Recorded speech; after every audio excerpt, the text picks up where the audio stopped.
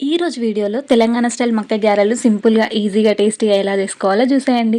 Hello everyone! Welcome back to my channel. ఇప్పుడైతే season కాబట్టి కంకులైతే మస్తు దొరుకుతాయి. ప్రతి ఒక్కరు ఖచ్చితంగా చేసుకోండి. టేస్ట్ అయితే మస్తుంటాయి. మొన్న పండగకి ఇంటికెళ్ళినా అని చెప్పినా కదా! ఇక మేము వస్తున్నామని చెప్పేసి మా మమ్మీ వాళ్ళైతే మంచిగా కంకులు తీసుకొచ్చి పెట్టినారు ఇంటికాడ మక్క గారెలు చేసుకోవడానికి. ఇక మేము వెళ్ళినాకనైతే ఆఫ్టర్‌నూన్ టైంలో అట్లా ఇగ గారెలు చేద్దామని అయితే అనుకున్నాము. ఇక ఖతం అనుకోంగానే అవన్నీ తెచ్చి ముంగటేయంగానే ఇక్కడ మా తమ్ముడైతే మంచిగా అన్నిటికి పొట్టు తీస్తున్నాడు.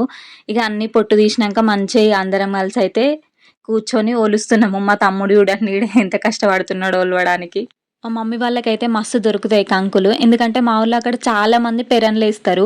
ఇక తెలిసిన వాళ్ళు ఉంటారు కదా! అందరు కంకులు కాంగానే తీసుకెళ్ళండి అని చెప్తారు. ఇటు తమ్ముని ఫ్రెండ్స్, ఇటు మమ్మీకి తెలిసినోళ్ళు అందరు ఇస్తా ఉంటారు. ఇంకా మేము వెళ్ళామని చెప్పేసి ఇంకా వేరే వాళ్ళు కూడా ఫోన్ చేసి తీసుకోపోర్రని చెప్పిర్రట. కానీ ఆల్రెడీ ఉన్నాయి కదా అని చెప్పేసి ఇక మా మమ్మీ అయితే వద్దని అన్నది. ఇప్పటికే మా మమ్మీ వాళ్ళైతే చాలా సార్లు చేసుకున్నారు.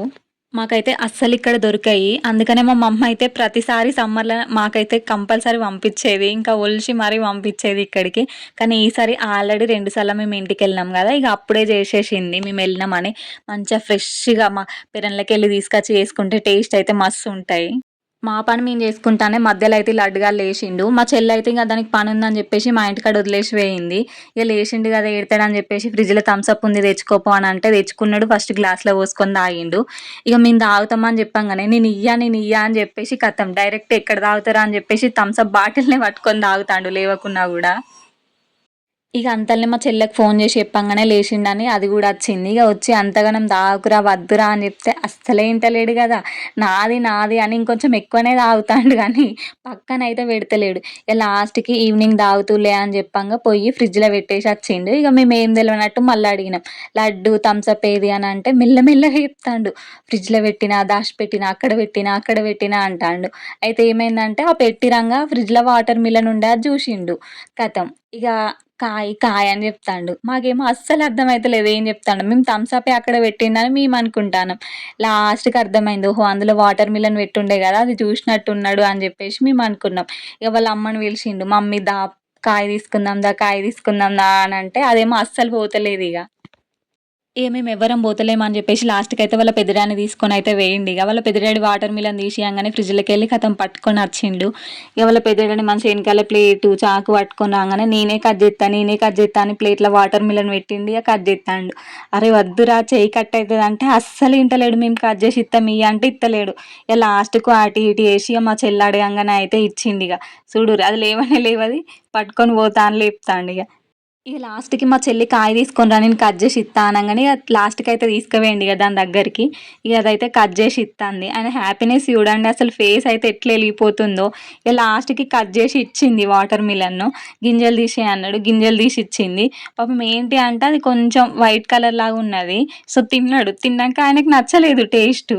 ఖతం మంచిగా లేదు నాకు నచ్చలేదు అని అన్నాడు. అయితే సరే తినపోతే ఇటియ్యు అనంగానే ఇచ్చిండు. ఒకవేళ మంచిగుంటే మాత్రం అస్సలు మనని ముట్టుకొనియపోవు. అటు ఆయనతోని టైమ్ పాస్ చేసుకుంటా అయితే అందరం కలిసి మనిషికో చెయ్యేసి అయితే కంకులన్నీ ఒలిచినాము. ఇగ అట్లనే కంకులతో పాటు ఎల్లిపాయలు గూడా రెడీ జేసి పెట్టుకున్నాము. చూడండి ఇట్లా మంచిగా చెరుక్కోవాలి ఒలిచిన తర్వాత. పొట్టు గిట్లా ఏముండదు. సో, ఇప్పుడైతే ఇగ మిక్సీ పట్టుకోవాలి. సో, ఇందులో ఏమేమెయ్యాలి అనంటే జీలకర్ర, వెల్లిపాయలు, ఉప్పు, మిర్చి, మనం ఒలిచి పెట్టుకున్న మక్క గింజలేసుకొని మిక్సీ పట్టుకోవాలి. సో, మిక్సీ పట్టుకున్నప్పుడు ఏంటి అయితే మొత్తం ఇట్లా పేస్ట్ లాగా చేయొద్దు. కచ్చా పచ్చాగా పట్టుకోవాలి. పేస్ట్ లాగా చేస్తే ఏంటిది అంటే మనకి చేసేటప్పుడు రావు అండ్ అంత టేస్టీగా గూడా అనిపియవు. ఇట్లా కచ్చా పచ్చా పట్టుకుంటేనే టేస్ట్ అనేది మంచిగుంటది. చేసేటప్పుడు గూడా ఈజీగా చేసుకోవచ్చన్నట్టు. సో, ఇట్లనే సేమ్ ఇదే ప్రాసెస్‌లో రిమైనింగ్ మక్కలన్నీ గూడా మిక్సీ పట్టుకోవాలి.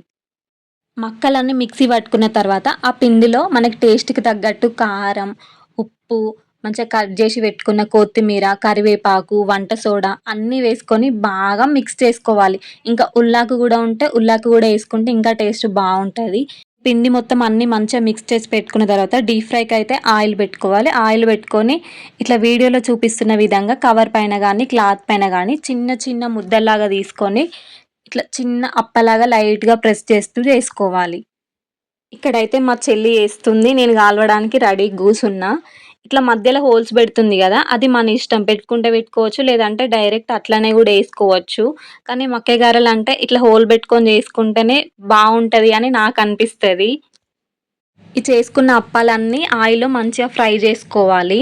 సో ఇక్కడైతే ఇంక ఆయిల్ హీట్ అయింది కదా అని చెప్పేసి మా చెల్లి అయితే ఇందులో వేస్తుంది. నిజానికి నాకైతే మస్తు భయం ఇట్లా వేయాలంటే. అవి చేయడం కూడా నాకు అంత పర్ఫెక్ట్‌గా కూడా రాదు. మా చెల్లి అయితే మంచిగా చేస్తది. ఎక్కడున్నా నేను మాత్రం కాల్సే డ్యూటీ తీసుకుంటా. ఎందుకంటే మనకు చేయడం రాదు కాబట్టి. అసలు అక్కల ముక్కలు అట్లా చేసినా కూడా అవి ఆయిల్‌లో వేయాలంటే నాకు ఆయిల్ ఏడ పడతదో అని చెప్పేసి అయితే మస్తు భయమైతది.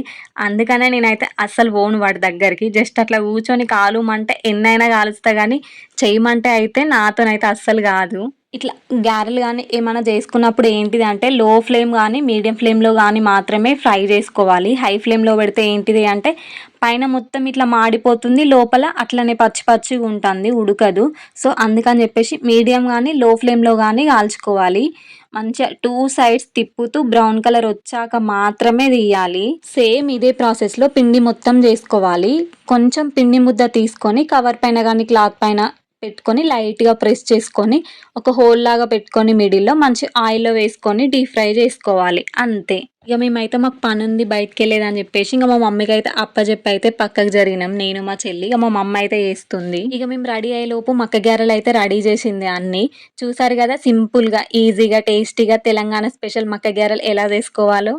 మీరు కూడా ఖచ్చితంగా ట్రై చేయండి. గారెలు అయినాక ఆగుతామో చెప్పండి, మంచిగా ప్లేట్ నుండే పెట్టుకొని తింటున్నా నేను. వేడి వేడి గారెలు తింటుంటే టేస్ట్ అయితే వేరే లెవెల్ ఉంది. మీరు కూడా ఖచ్చితంగా ట్రై చేయండి. అసలు ఏంటో ఇవి ఎన్నిసార్లు తిన్నా బోర్ కొట్టవు.